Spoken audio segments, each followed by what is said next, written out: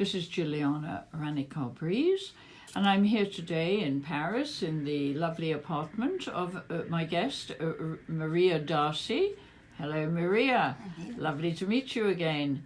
Now, Maria is a mongrel. She's a mixture of Scottish and Irish. Tell me something about your background, Maria. Well, in fact, my father is from Scotland and my mother is from Ireland, and but my father was not very often in our home, so anyone who came to our house when I was a child was from Ireland, and then when I was 13 I went to live in Ireland full time. Which part of Ireland? Dublin. Oh, don't my blame mother you. my mother is from Donegal originally, and nice place. I'm very sentimental about it, but Dublin is where I lived. And was your mother a creative? No, she wasn't. She was a total housewife. Okay. And she was a fantastic mother. She cared. She sacrificed for us all the time. But her whole life was in that Was the family. The Yes. family. Yes. Yes. So tell me, you started dancing from an early age, right? Well, as a child, to Yes. top of the pops, Yes. my brothers said, "Can you not sit down?"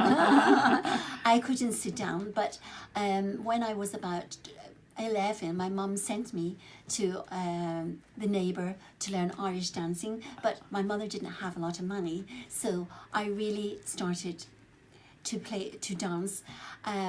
Well, I took some dancing lessons when I went to college, because then I was able to pay for the classes. Yeah. So basically, I didn't learn ballet or anything, and so sometimes I wonder, I'm a real dancer because I don't have the suppleness of a ballet dancer, but I have the total passion. I love dancing, and even when I was younger, it was always dancing from Hawaii, Tahiti, India. Very exotic.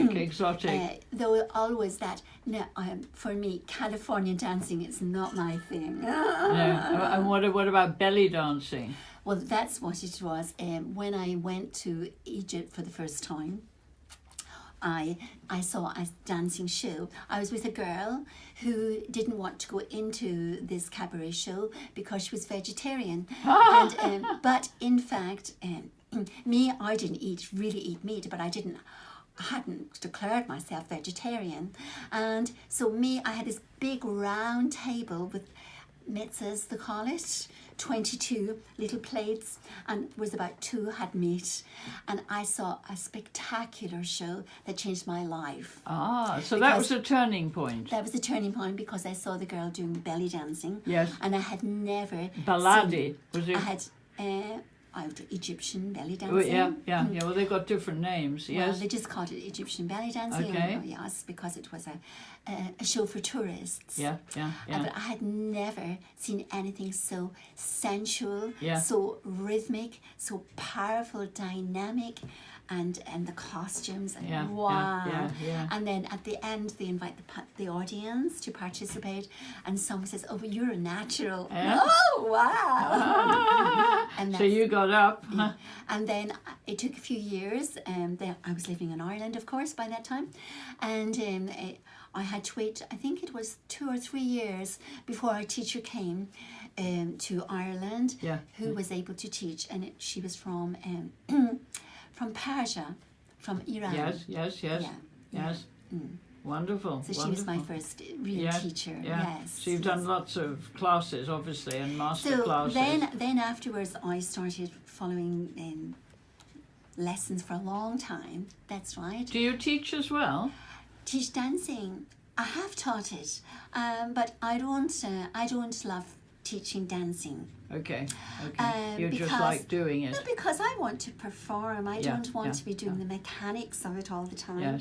Yes. I want to lose myself in the beauty of it. Yeah, wonderful. Yes. And are you into the music as well? Well, at that time I was absolutely hypnotized by the music, but now I like other kinds of music too. I also like gypsy music and Indian music and anything that's got a violin, accordions and flutes, I love. Uh-huh. And recently I started to like to hear saxophone. Saxophone? Saxophone, because, yes. Yeah, for blues or for Yeah, burlesque. but that wouldn't be linked with Yes. belly dancing. That's some other kind of music. That's right. Yes, That's yes, right. but not for dancing. That's No, for because listening. I don't dance only to belly dancing. Definitely, it's my main dance. Yes, and I everything see. else stems from that. Even when I did diversify, when I got an invitation, because I danced in a show, and it was a Shakespeare show. Oh. It was a Midsummer Night's Dream. Yes. And I was to be one of the fairies, the dancing fairy. Uh-huh. And then later one of the actresses said to me, but you would be great in burlesque. I was going to come on to burlesque, So yes. then I got a little opportunity to do that. But I had already done a make-believe burlesque show for a Christmas party. And the audience loved it, even though it was very raw. Yeah, Yes. yeah. But have you done courses in that too? Because, I mean, that's quite psychological, isn't it? It's a sort of feminist. Mm-hmm. Well, I did some classes, but when I was in a group class, I felt quite restrained. I didn't feel I was learning enough.